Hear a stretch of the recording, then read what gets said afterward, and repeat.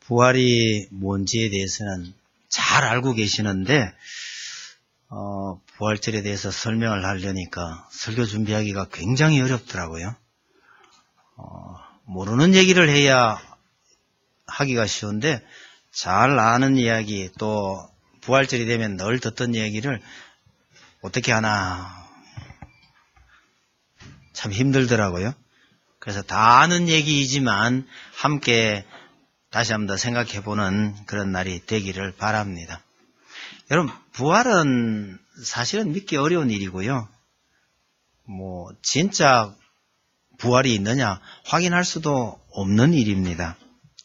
예수님의 부활을 직접 목격한 사람들이 아직도 살아있을 그 시절에도 부활을 믿지 않았던 사람들이 많이 있었습니다. 하물며 오늘 우리가 이 부활을 믿는다는 것이 정말 쉬운 일이 아니라고 생각합니다. 이렇게 믿기 어려운 것을 당연한 것으로 받아들이고 우리가 부활절을 기뻐한다? 생각을 해보면 이것이 얼마나 큰 복이냐 이런 생각이 들기도 합니다.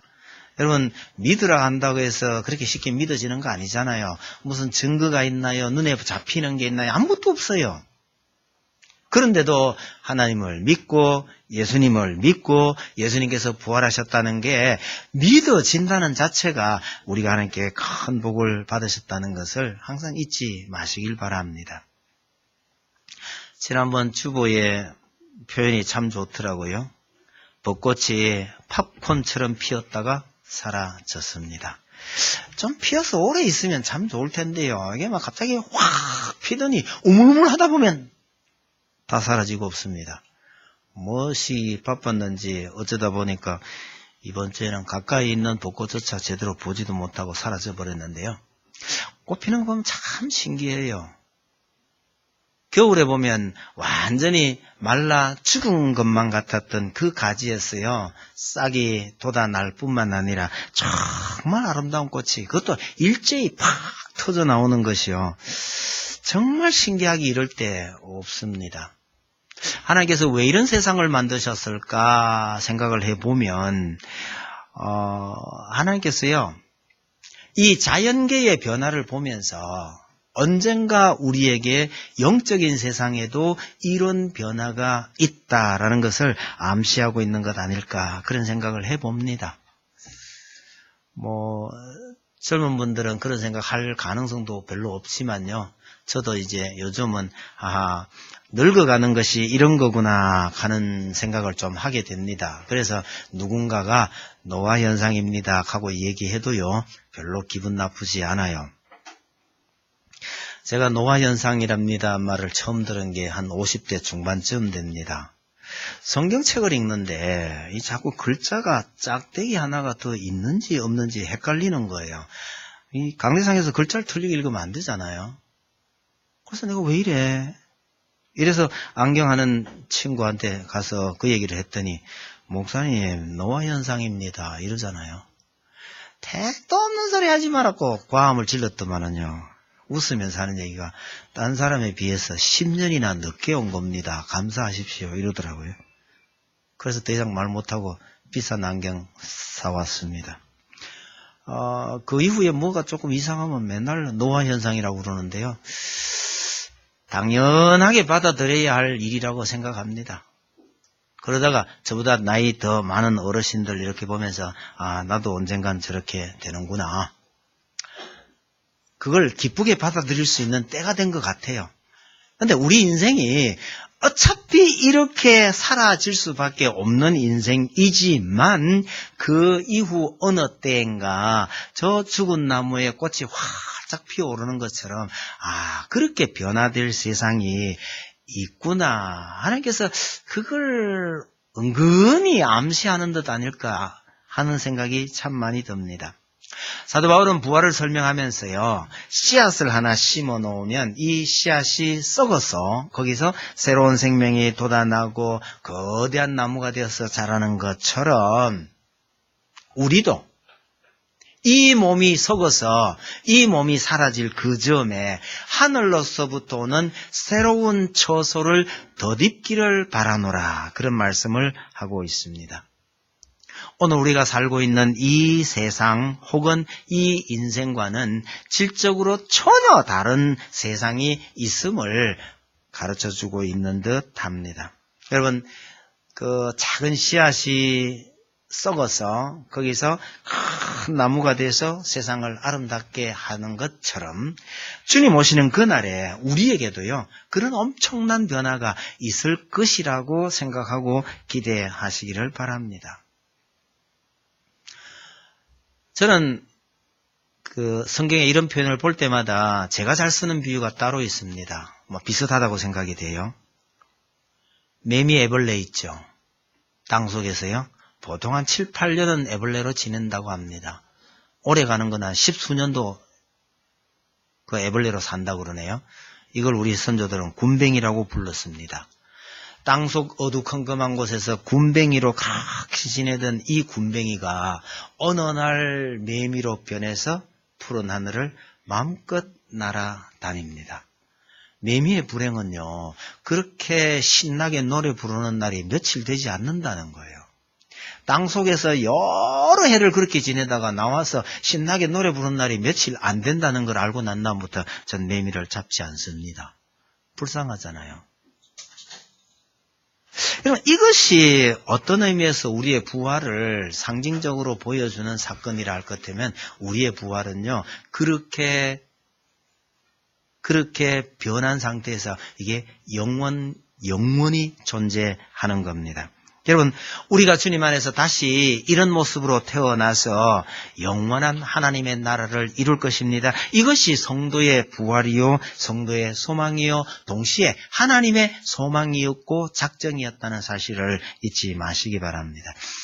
우리 인생이 이 땅에서 아무리 잘 나가도요, 장차 우리에게 나타날 그 변화, 그 세상과 비교해보면 이건 군뱅이 노름일 뿐입니다. 여러분, 이 땅의 삶을 가볍게 여기란 뜻은 절대로 아닙니다.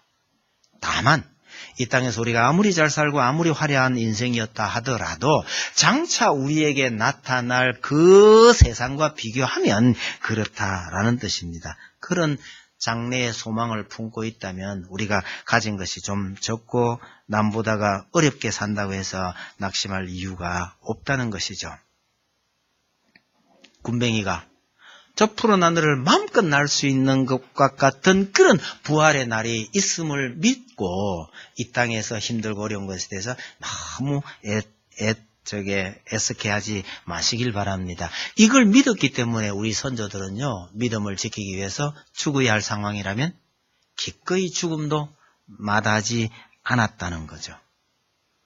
여러분, 그리스도의 부활은, 예수님께서 다시 부활하신 것은 장차 우리에게 이런 영광스러운 부활이 있음을 알려주는 예고편이라고 합니다. 여러분, 예수님의 고난이 어쩌다 일어난 것이 아니라고 지난주에 말씀드렸습니다. 그러면 부활도요, 마찬가지입니다. 이게 어쩌다 생긴 일이 아니고 그렇게 된다고 충분히 예고가 되었던 일입니다. 사실은 예수님께서 여러 번 그 말씀을 하셨지만 직접 그 말씀 들은 제자들도요, 그게 무슨 뜻인지 알아듣지 못했습니다. 제자들이 아무리 이해를 못한다 하더라도 예수님께서는 미리 뭐라고 말씀하셨느냐 하면요, 이 일은 기록된 대로 되는 일이라고 하십니다. 예수님께서 잡히시기 전날 밤에 제자들 중에 한 제자가 나를 배반하고 나를 팔 것이라고 얘기하면서 이렇게 말씀하셔요. 인자는 자기에 대하여 기록된 대로 가거니와 인자를 파는 그 사람에게는 화가 있으리로다, 그러는 거죠. 여러분, 예수님께서 이렇게 잡혀가시고 죽음당하시고 부활하시는 거, 이거는 기록된 대로 되는 일이라는 거예요. 누가 기록을 그렇게 해놨어요? 하나님께서 선지자들에게 말씀하셨고 그 선지자들이 기록해서 너희들이 다 보고 읽지 않았느냐는 말이야. 그대로 간다는 거예요. 이게 어느 날 우연히 된 일이 절대로 아니요. 하나님께서 오래전에 작정하셨고 작정하신 그대로 되어지는 일이라는 말씀을 하고 있습니다. 이 부활을 성경 본문을 보면 부활의 두 종류가 있다고 말합니다. 그럼 45절을 한번 다시 보셔요.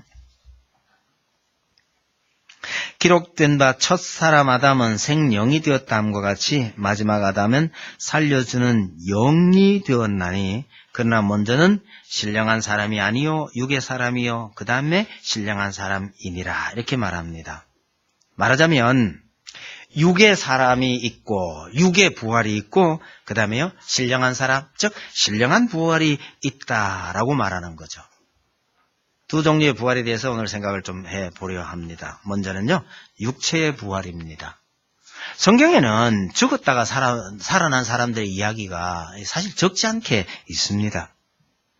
우리는 절대로 불가능하다고 생각하는 이 일이 성경에는 여러 번 일어났습니다. 사렙다 과부의 아들이 살아났고 수넴 여인의 아들이 또 그러합니다. 그래서 유대인들에게 있어서는요, 사람이 죽었다가 살아나는 이 기적은 가장 놀라운 기적이 아니었습니다. 아니, 우리, 선지자들도 행할 수 있는 기적이었다. 그렇게 생각을 한 겁니다. 그래서 세례 요한이 예수님에게 제자들을 보냈어요. 예수님, 우리가 다른 사람을 기다릴까요, 말까요? 이걸 물어보라고 그랬어요. 표현을 바꾸면요. 예수님, 정말 당신이 하나님께서 보내시려고 했던 그 메시아 맞습니까? 라고 맞대놓고 물은 거예요. 그랬더니 예수님께서 제자들에게 가서 이렇게 답하라고 합니다. 너희가 가서 보고 들은 것을 요한에게 알리되 맹인이 보며 못 걷는 사람이 걸으며 나병 환자가 깨끗함을 받으며 귀먹은 사람이 들으며 죽은 자가 살아나며 가난한 자에게 복음이 전파된다 하라. 이렇게 말씀하시거든요. 간단하게 요약하면 내가 하나님께서 보낸 메시아 맞다 이 말이잖아요. 이 말을 이런 증거가 있다면서 쭉 나열하는데 죽은 자가 살아나는 게 1번이 아니에요. 몇 번째 같아 보입니까?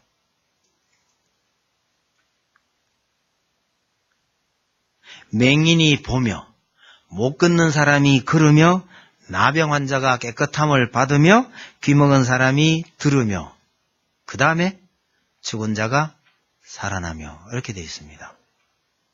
이 순서가 꼭 기적의 크기냐 이런 건 아니지만 어쨌든 유대인들에게 있어서 죽은 자가 살아나는 것 하는 것이 절대 불가능한 일도 아니고 이것이 가장 큰 기적도 아니라라는 것은 구약에 죽은 자가 살아나는 이야기가 도로 있었기 때문입니다. 신약에도 마찬가지죠. 야이로의 딸이 있었고 나사로가 있었고 나인성 과부의 외아들과 도루가 사도행전에 보면 도루가 유두고도 나옵니다. 여러분 죽은 자가 살아나는 것을 목격한 사람들에게 있어서 이게 얼마나 놀라운 일이었을까요? 그걸 단적으로 잘 보여주는 사건이 예수님께서 죽은 나사로를 살려놓은 사건인데요. 나사로가 살아났을 때에 당시에 대제사장들은요 위협을 느꼈습니다. 이러다 큰일 나겠다. 왜? 예수가 죽은 나사로를 살려냈다는 이 말을 들은 유대인들이요 전부 예수님을 따르기 시작을 하는 겁니다.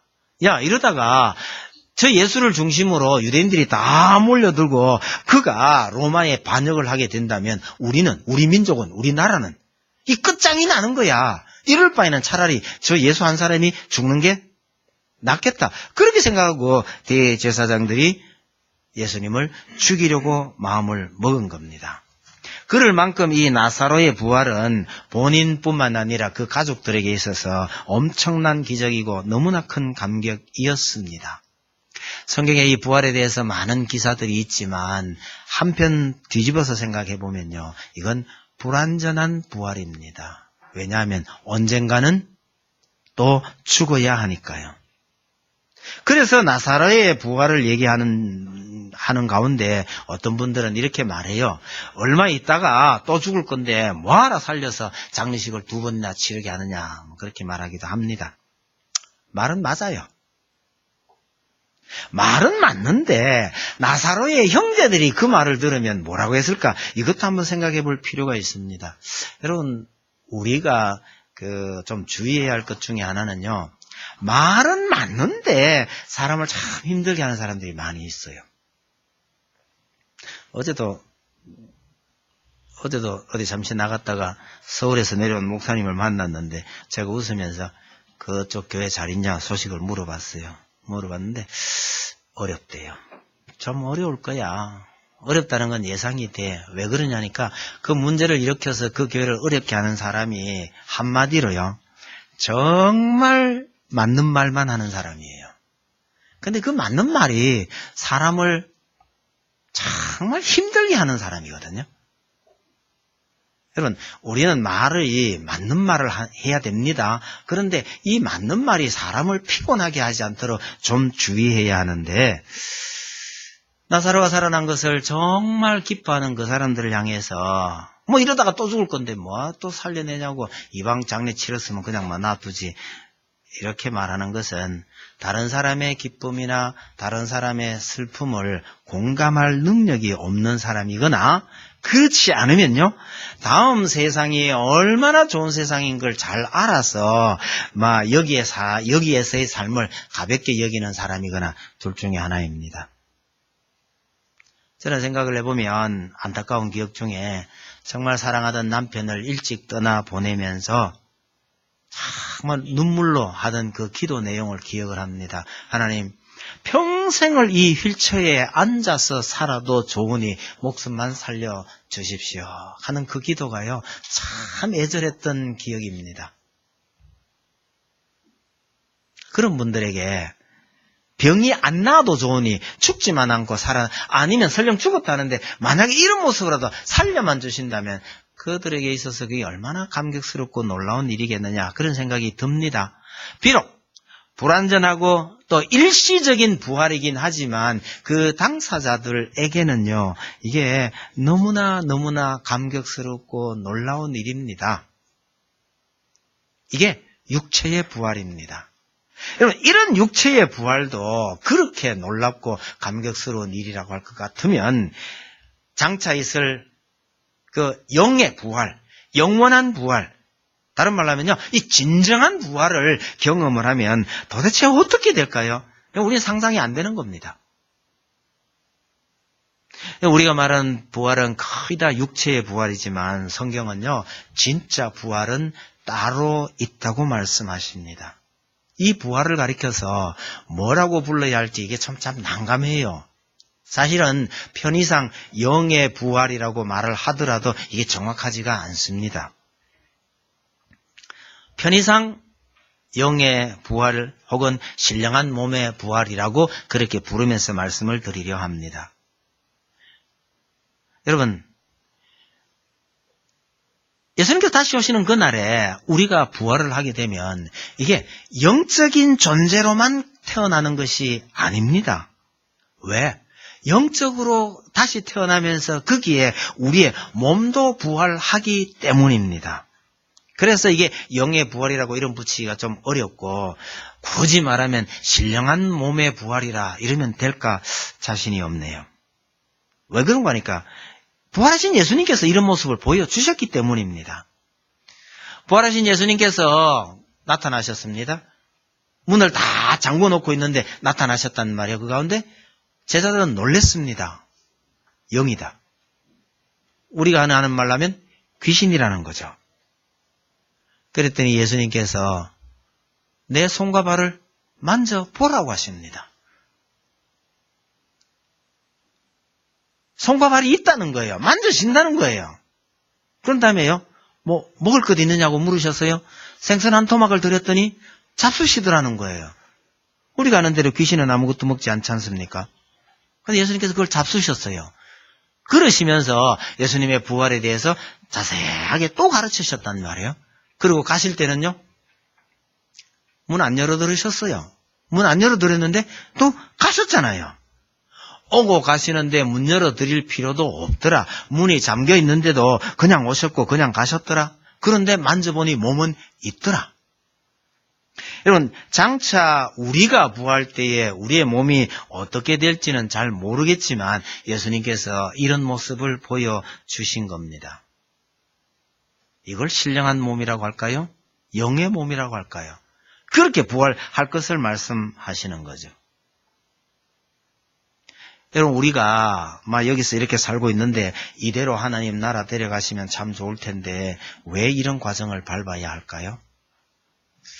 옛날에 어떤 아이들이 그런 얘기 하더라고요. 이대로 하나님 나라 데리고 가면 숨 막혀 죽는데요.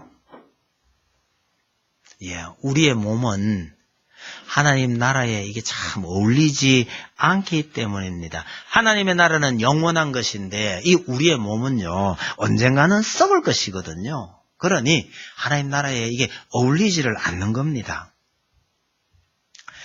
옛날에 슈퍼맨 영화가 처음 나왔을 때 제가 그걸 보면서 좀 쓸데없는 생각을 좀 많이 해본 셈인데요. 여러분, 슈퍼맨이 일상복을 입고 그냥 날아가면요, 날아가는 속도 빠르던데요. 지구를 1초에 7바퀴 반 돌던데요. 그러니까 엄청난 속도로 날아가면 속도를 내는 순간 어느 순간에 슈퍼맨은 알몸이 됩니다. 왜요? 우리가 입고 있는 이 옷이 그 속도를 못 받쳐줘요. 그런 속도로 나는 슈퍼맨이 되려면 그걸 받쳐줄 만한 옷이 별도로 필요한 겁니다. 컴퓨터가 발달하는 걸 보면서 저는 그런 느낌 받아요. 프린터가요, 얼마나 좋아졌는지 모릅니다. 옛날 프린터는요, 옛날 우리 쓰던 프린터는 쉽게 보면 똑같은 위치에 똑같게 인쇄가 잘 안 돼요. 근데 컴퓨터가 발달하면서 거기에 따라 있는 인쇄기는요, 정말 정밀하게 이게 맞아 들어가더라고요. 제가 가진 성경책 이것도 사실은 불량입니다. 이거 서점에 가서 바꿔주세요. 바꿔줘야 되는데요. 색깔이 두 종류가 되니까 똑같이 이게 못 맞춰 놓으면 이게 약간 흔들려 버리잖아요. 그러면 마치 이게 그림이 좀 이상한 그런 페이지가 여기 몇 개 있어요. 그래서 이거는 가서 잘못된 것이니까 바꿔주세요. 바꿔줘야 되는 책이거든요. 옛날에는 그런 거 많았어요. 근데 요즘 컴퓨터가요, 얼마나 정밀하게 찍어내는지. 이거는 컴퓨터만 발전돼가 되는 게 아니고, 컴퓨터가 발전하면서 그 주변에 있는 기기들이 그걸 받쳐주지 않으면, 컴퓨터 지 혼자 발전 안만 해도 이 효력 관리 잘 못하는 것하고 좀 비슷할 거라 그렇게 생각합니다. 여러분, 우리가 가지고 있는 이 몸은요, 하나의 나라에서 하나님과 함께 거하기에는 참 거추장스러운 몸이기도 합니다. 여러분, 저도 참 이렇게 좀 경건하고 우아하게 좀 살고 싶은데 그게 안 돼요. 뭐 좀 하려고 하면 배고파서 먹어야 되죠. 아침에 일어나서 기도하고 좀 경건하게 모양새를 갖추려고 그러면 배가 아파요. 전 옛날부터 버릇이 새벽에 반드시 화장실 가거든요. 새벽 기도보다 화장실을 먼저 가요. 근데 뭘 좀 하려고 그러면 이것 때문에 안 되고 뭘 좀 하려고 하면 우리 몸이 얼마나 불편한지 모릅니다만은 사도 바울은 그럽니다. 우리가 하나님 나라에서 함께 살아갈 때는요, 그럴 필요가 전혀 없는, 다시 말하면 하나님의 영을 모시기에 적합한 몸, 다시 말합니다. 하나님과 함께 거하기에 적합한 몸으로 다시 부활할 것이라고 말하는 거죠. 이거는 현재 우리가 가지고 있는 몸과 비교했을 때 질적으로 전혀 다른 모습입니다.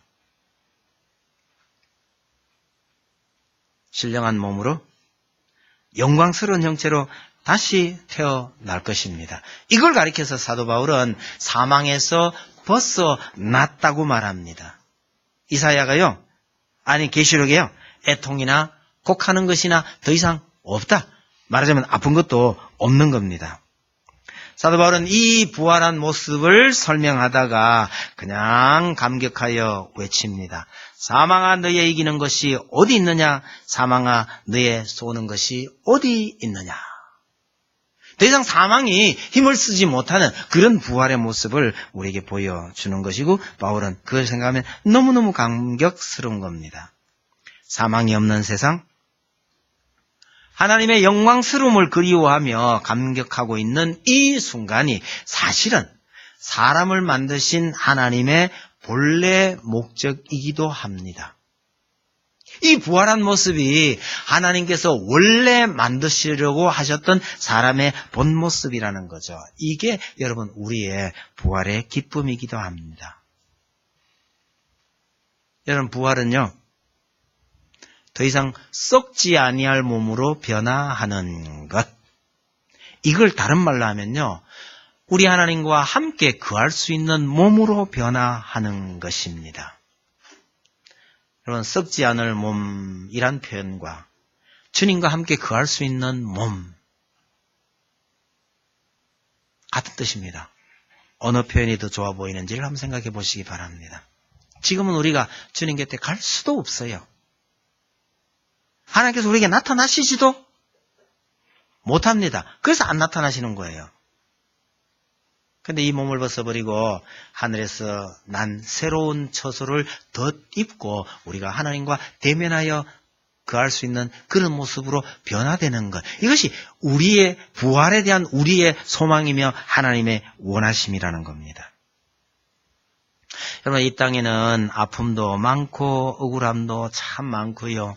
건강한 사람은 정말 거의 없어요. 멀쩡해 보이는 사람도 만나보면요, 다 항상 아픔이 있어요. 그러나 우리는요, 이런 인생살이 속에서도 장차 우리에게 임할 그 아름다운 부활의 소망을 가지고 사는 겁니다. 믿음 좋기야 바울만큼 좋은 분이 어디 계시겠습니까?만은요, 그 바울도 사실은 평생 사탄의 가시를 지니고 살았습니다. 그 사탄의 가시가 정확하게 무엇인지는 잘 모릅니다. 그러나 학자들이 추정컨대 아마 눈병, 예수님을 만날 때 그 센 빛을 보고 난 이후에 아마 눈에 이 질병이 있었던 것 아닐까.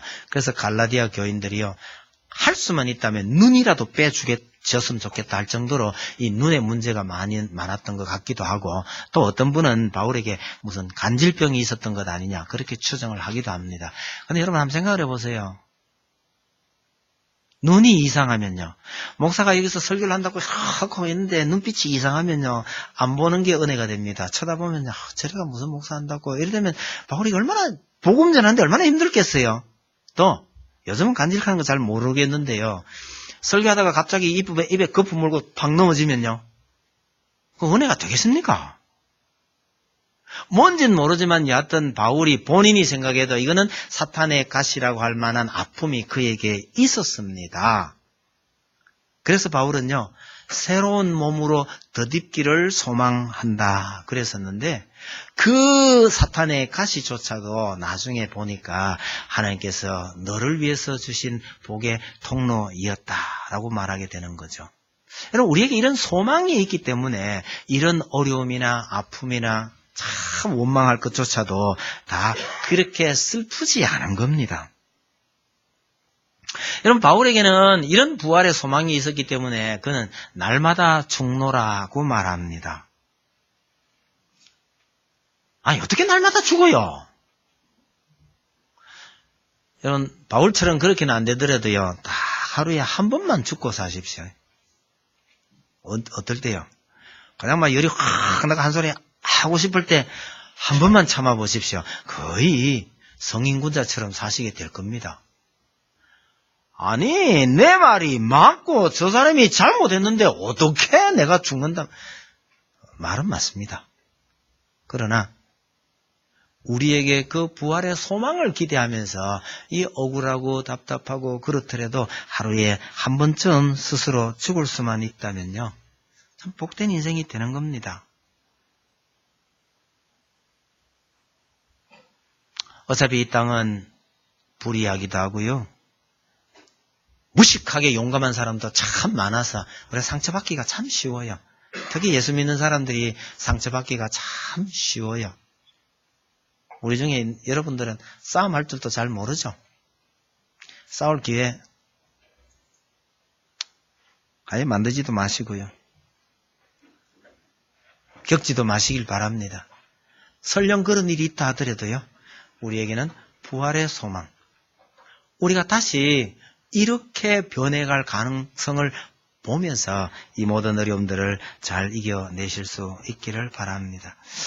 여러분, 부활하신 예수님을 만난 제자들은요, 더 이상 옛날에 그런 졸장부가 아니었습니다.